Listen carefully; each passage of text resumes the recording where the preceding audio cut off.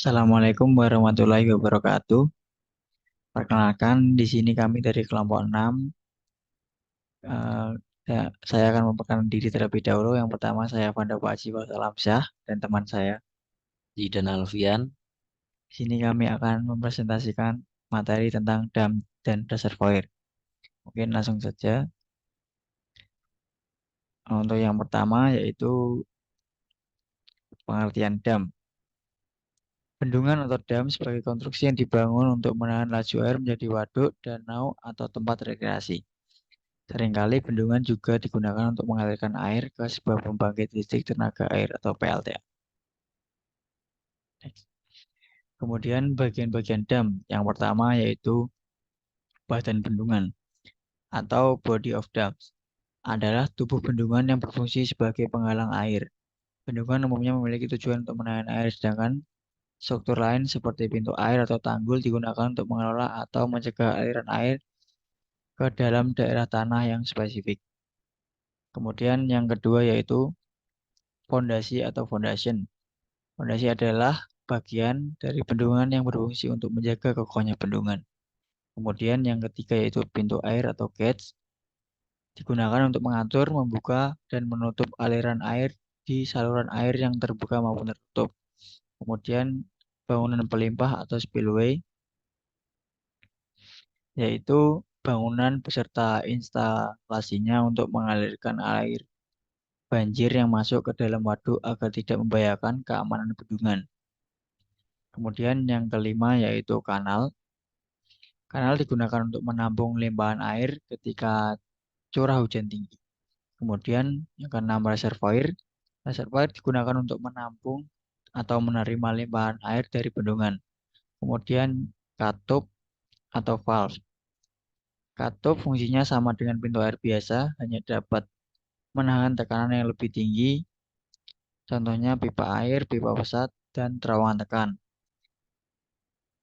Katup merupakan alat untuk membuka, menutup, atau mengatur aliran air dengan cara memutar, menggerakkannya ke arah melintang atau memanjang di dalam saluran airnya. Kemudian yang terakhir yaitu drainage gallery, digunakan untuk sebagai alat pembangkit listrik pada bendungan. Oke, kemudian yang selanjutnya yaitu tipe-tipe bendungan. Yang pertama yaitu tipe-tipe bendungan berdasarkan ukuran. Yang pertama, bendungan besar, yang merupakan bendungan yang memiliki tinggi lebih dari 10 meter. Kemudian bendungan kecil atau small dams, yang merupakan bendungan yang tidak memiliki syarat sebagai bendungan besar, yang biasanya tingginya itu tidak lebih dari 10 meter. Kemudian eh, tipe-tipe bendungan berdasarkan tujuan pembangunan. Yang pertama yaitu bendungan dengan tujuan tunggal atau single purpose dams, yang merupakan bendungan yang dibangun untuk memenuhi satu tujuan saja, misalnya pembangkit listrik tenaga air. Kemudian yang kedua yaitu bendungan serbaguna atau multi-purpose dams, yang merupakan bendungan yang dibangun untuk memenuhi beberapa tujuan, misalnya untuk pengairan, PLTA, pariwisata, dan perikanan. Kemudian materi yang selanjutnya akan disampaikan oleh teman saya.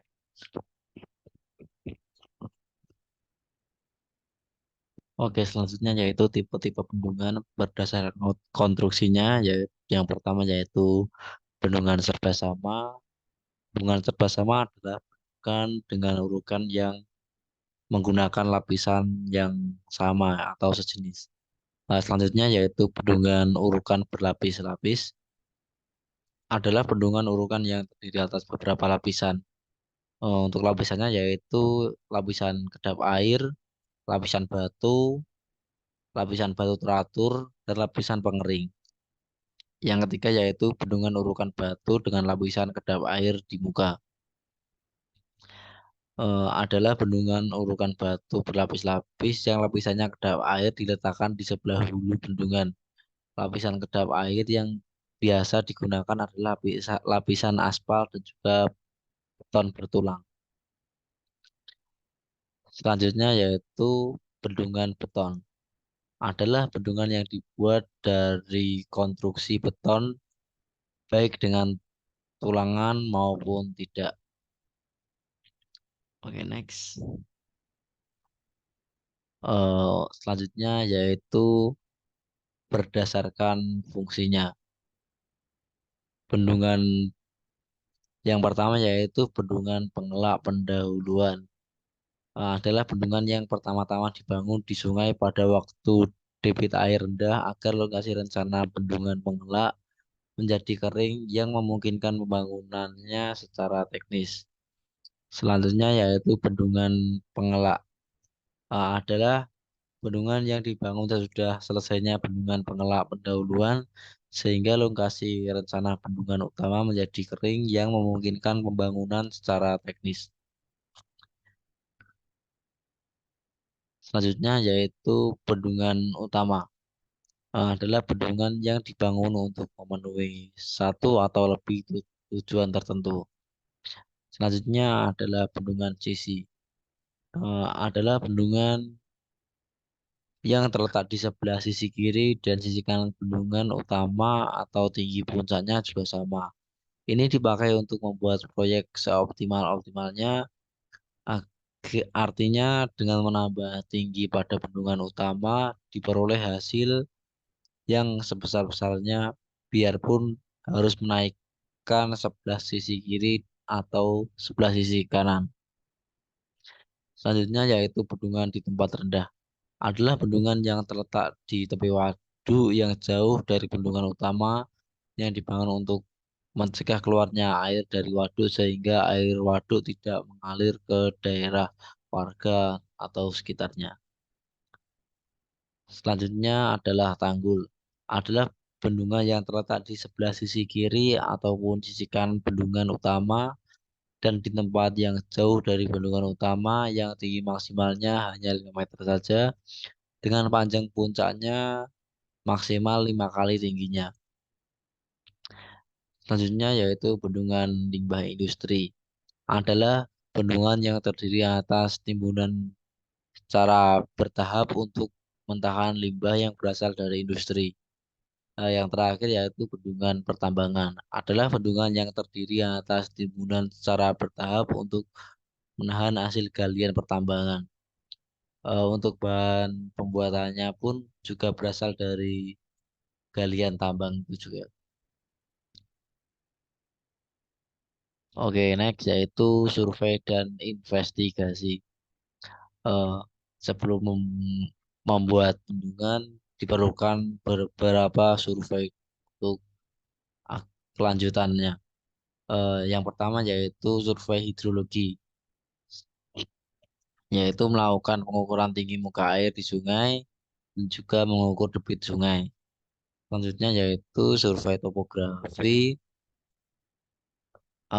dalam melakukan pengukuran poligon pada waterpass pada area rencana waduk dan daerah genangannya, pengukuran situasi detail area rencana waduk dan daerah genangannya, pengukuran profil memanjang dan melintang sungai di sekitar aksis hingga batas daerah genangannya, penggambaran hasil pengukuran situasi detail dalam daerah genangan yang disajikan dalam bentuk peta situasi bendungan dan daerah genangan dengan beda kontur 1 meter. Hasil pengukuran selanjutnya yaitu hasil pengukuran topografi diletakkan pada peta situasi.